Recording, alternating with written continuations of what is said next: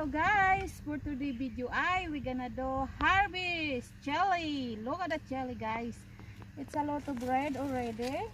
So yan, we will do harvest. We just pick for the friend. Look, so many red already guys. So they everywhere.